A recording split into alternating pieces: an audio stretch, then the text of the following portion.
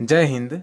दोस्तों, अगर आप 2022 में कोई भी रेलवे का एग्जाम दे रहे हैं तो आप लोग वीडियो ध्यान से देखिएगा दोस्तों, क्योंकि आज जो भी क्वेश्चन लेके आया हूँ सभी के सभी रेलवे द्वारा पूछा हुआ प्रीवियस ईयर क्वेश्चन है। तो चलिए दोस्तों, लेट नहीं करते वो आता है अपने क्वेश्चन पे।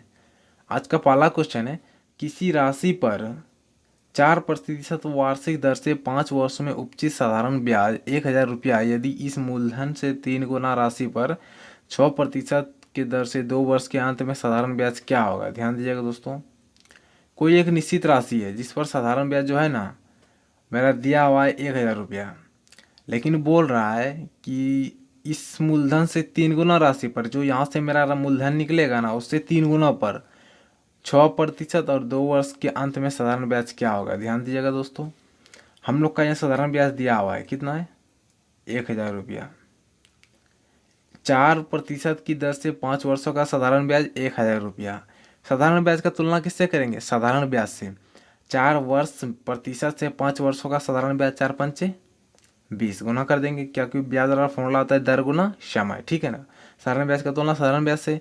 पूछ क्या रहा है, मूलधन, क्योंकि मूलधन निकालना है हम लोग को। क्या हो जाएगा यहाँ पर, मूलधन 20 से कटेगा 5 बार में, 5,000 रुपया क्या हो गया मूलधन। यहाँ पर मेरा 5,000 रुपया हो गया, लेकिन पूछ क्या रहा है, इस मूलधन से 3 गुना राशि पर। 5,000 नहीं, हमको 15,000 पर। यहाँ पर 5 गुना 1 5,000 हो गया, इस मूलधन से 3 गुना राशि पर मतलब 15,000 पर, ठीक है ना। 6% वार्षिक दर से 2 वर्ष के अंत में साधारण ब्याज 15,000 क्या गया मूलधन। मूलधन का तुलना मूलधन 100 से। 6% की दर से 2 वर्ष का ब्याज क्या होगा, 6 दूनी 12, 12 से गुना कर दीजिए। ये डबल जीरो कट जाएगा दोस्तों, 15 12 होता है 180, 10 आ जाएगा, मतलब 1,800 रुपया ब्याज आपका आंसर हो गया। Answer number B. सिंपल था दोस्तों, यहाँ से यहाँ तक आपका क्वेश्चन बन गया। अगला क्वेश्चन है, एक व्यक्ति 75 रुपया प्रति केजी की दर से कुछ चावल खरीदता है, इसमें 10% चावल खराब हो जाता है, शेष चावल को वह किस भाव से बेचे कि उसे 20% का लाभ हो। इस क्वेश्चन को आप लोग दोस्तों ध्यान से देखिएगा, क्वेश्चन तो छोटा है लेकिन थोड़ा देखिएगा ध्यान से।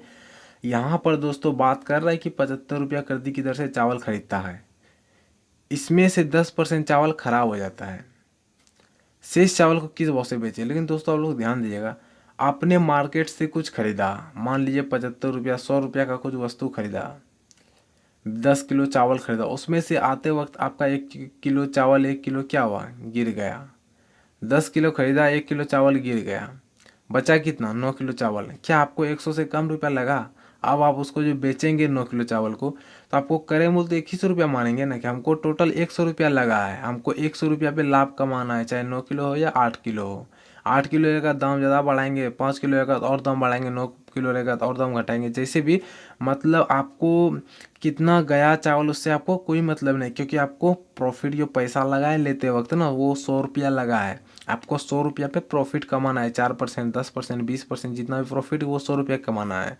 आप 10 किलो लेके आए, मान लिया आपका सबका 1 ही किलो चावल बचा, 9 किलो चावल गिर गया, आपको 1 किलो पे 100 से ज़्यादा प्रॉफिट कमाना है। मतलब कि चावल गिरे या ना गिरे, आपको आपका पैसा वो कितना लगेगा, आपको 100 का 100 रुपया लगे, 100 को प्रॉफिट कमाना है, चाहे 10% चावल गिर जाए या नहीं गिरे, या 20% गिर जाए। समझ गए दोस्तों, तो यही आप लोग को मैं समझाने की कोशिश कर रहा था।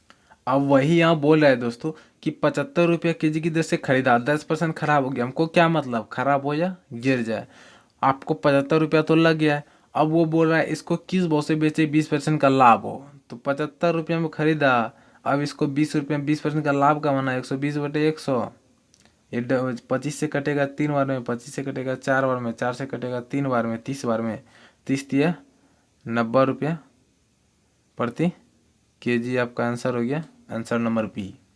सिंपल था दोस्तों, क्वेश्चन देख के लग रहा था आप लोग दूसरा तरीका से बनाइएगा, लेकिन दूसरा तरीका से नहीं बनाना है दोस्तों, सीधा 75 का 20% लाभ निकालेगा। क्योंकि अगर मात्रा में चावल खराब हो तो उसका रुपया पे कोई फर्क नहीं पड़ता है, क्योंकि आपको जो पैसा लगा है वो लग चुका है। समझिए दोस्तों, आते हैं अपने अगले क्वेश्चन पे। ए बी सी मिलकर किसी कार्य को 20 दिन में पूरा कर सकते हैं, ए तथा बी उसी कार्य को 30 दिन में पूरा कर सकता है, सी अकेला उस कार्य को कितने दिन में पूरा कर सकता है। ध्यान से देखिएगा दोस्तों, ए बी सी 20 दिन में, ए प्लस बी प्लस सी 20, ए प्लस बी 30, क्या दिया हुआ है समय, इसका क्या निकालेंगे, टाइम दिया हुआ है, इफिशियंसी, इफिशियंसी इसका क्या हो जाएगा 20-30 का एलसीएम लीजिएगा तो यहाँ पर टोटल कम मेरा निकल जाएगा 60। टोटल हम कैसे निकालते हैं, दोनों का एलसीएम ले लीजिए, ए बी सी 20 दिन में, ए प्लस बी 30 दिन में। अब यहाँ 20 से इसमें 60 में भागा दीजिए, 20 3 बार में, 30 से दीजिएगा 2 बार में, ये मेरा क्या निकला इफिशियंसी, ये मेरा क्या निकला इफिशियंसी। पूछ रहा है सी अकेला उस काम को कितना दिन में करेगा। दोस्तों यहाँ पर ए बी सी 30 दिन, 3 दिन में, ए बी सी की क्षमता 3, ए बी की क्षमता 2, तो सी की क्षमता क्या होगी 1। इसमें ए बी घटा देंगे ए बी सी में तो बचेगा क्या, सी का 1 क्षमता बचेगा, सी का क्षमता 1। सी कितना दिन में करेगा, टोटल 60 दिन में काम करेगा। 60/1 का मतलब 60, बी नंबर आपका आंसर हो गया। अगला क्वेश्चन है, 3 नल पी क्यू आर एक टंकी को भरने में क्रमशः 20, 30 और 40 मिनट का समय लेते हैं। यदि तीनों नल एक साथ खोल दिया जाए तो टंकी को पूरा भरने में कितना समय लगेगा। ध्यान दीजिएगा दोस्तों, 3 नल पी क्यू आर दिया हुआ है, पी क्यू आर, इसका समय है 20, इसका समय है 30, इसका समय 40, ठीक है ना। तीनों नल को एक साथ खोल दिया तो टंकी पूरा भरने में कितना समय लगेगा, ये क्या दिया मेरा समय। अब हम लोग पता है आप लोग को कि दोस्तों हम लोग नल टंकी बनाइए टाइमर वर्क बनाए, हम लोग को पहले क्या निकालना है इफिशियंसी, उसकी क्षमता क्या है नल की, ठीक ना इफिशियंसी। तो 20, 30, 40 का एलसीएम क्या हो जाएगा, एलसीएम मतलब टोटल काम कितना हमको भरना है, 20, 30 का 40 का एलसीएम 120, 20 से भाग दीजिएगा 20 छक, 30 से भाग दीजिए 4 बार में, 40 से दीजिएगा 3 बार में, ये क्या में हो गया 6, 3 और 4 एफिशिएंसी हो गया, 6, 3, 4 क्या हो गया इफिशियंसी, ठीक है ना। अब बोल रहा है कि यदि तीनों नल को एक साथ खोल दिया जाए, 6 प्लस 4 प्लस 3, 6 4 10 3 13, खोल दीजिए 13 को एक साथ, 120/13 समय में वो भर देगा, आंसर नंबर ए। पूरा भरने में कितना समय लगेगा, टोटल काम 120, तीनों को मतलब 13, कितना समय लगेगा 120/13, आंसर आ गया आपका ए नंबर। चलिए दोस्तों आते हैं अपने अगले क्वेश्चन पे। यदि लागत मूल्य बिक्री मूल्य का 95% हो तो उसके आधार पर लाभ का प्रतिशत कितना है। ध्यान दीजिएगा दोस्तों, लागत मूल्य बिक्री मूल्य का 95% है तो उसके आधार पर लाभ का प्रतिशत कितना है। ध्यान दीजिएगा, लागत मूल्य बिक्री मूल्य का 95% हो मतलब जो सीपी है ना, लागत मूल्य का सीपी बराबर बिक्री मूल्य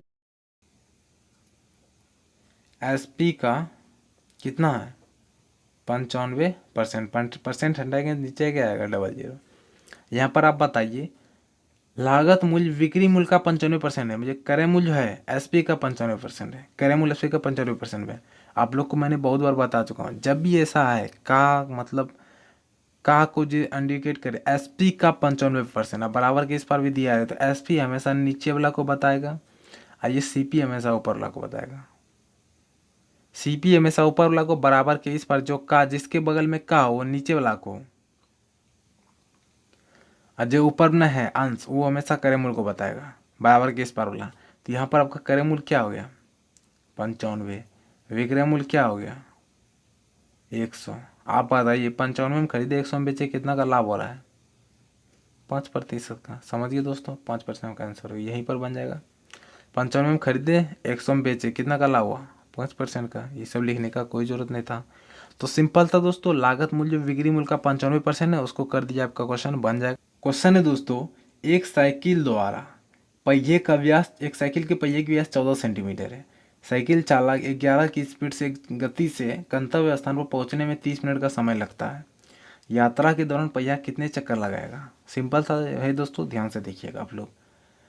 यात्रा के दौरान पहिया कितना चक्कर लगा, यहाँ पर वो क्या पूछ रहा है पहिया की परिधि, मतलब अपना जो चक्कर लगा उसका मतलब क्या बोल रहा है वो अपनी परिधि, ठीक है ना। तो वृत्त की परिधि आप लोग निकाल लिया, वहाँ से आपका एक चक्कर निकल जाएगा। एक चक्कर जो निकलेगा ना, अब आप लोग यहाँ पर 11 किलोमीटर से गति से चलेगा और 30 मिनट में टोटल दूरी कितना तय करेगा वो निकाल के वो एक चक्कर से उसमें जो भाग दे दीजिएगा आपका पूरा पूरा चक्कर निकल जाएगा, ठीक है ना। तो यात्रा हम लोग एक चक्कर निकालते हैं, वृत्त की परिधि 2πr, 2 गुना 22/7 गुना आर क्या है 7, क्योंकि व्यास है मेरा 14, त्रिज्या क्या हो जाएगा 7, 7 7 कट जाएगा, यहाँ क्या निकला 44, 7 7 कट गया, यहाँ पर मेरा क्या निकला 44, 22 दूनी 44 सेंटीमीटर में है। तो मतलब एक चक्कर वृत्त की परिधि का मतलब यहाँ से यहाँ तक एक चक्कर हो गया, एक चक्कर बराबर कितना 44 सेंटीमीटर, ये आप लोग याद रखिएगा दोस्तों। इसको साइड कर देते हैं। एक चक्कर वाला 44 सेंटीमीटर, ठीक है ना। अब यहाँ पर आप लोग देखिए कि हम लोग का टोटल वो जो 11 की स्पीड से चल रहा है, आधा घंटा में कितना चलेगा, 11 किलोमीटर प्रति घंटा, मतलब 11,000 मीटर। किलोमीटर को मीटर में बदल दीजिए, 11,000 मीटर, फिर एक डबल जीरो आएगा, इकाई, दाइश, सैकड़ा, हज़ार, 10,000, लाख, 10 लाख, 11 लाख मीटर। अब 11 लाख क्यों दिए दोस्तों, क्योंकि 11 लाख सेंटीमीटर, क्योंकि दोस्तों ये जो मेरा 14 सेंटीमीटर में, यहाँ जो एक चक्कर निकला वो 44 सेंटीमीटर में निकला है। तो 11 किलोमीटर जो चलेगा ना वो आधा घंटा में, 11 किलोमीटर का मतलब 11,000 मीटर का मतलब 11 लाख सेंटीमीटर। आधा घंटा में कितना दूरी तय करेगा दोस्तों, तो यहाँ पर आप लोग आधा घंटा में कितना दूरी करेगा, तो आधा घंटा से गुना कर दीजिए सेंटीमीटर, ठीक है ना।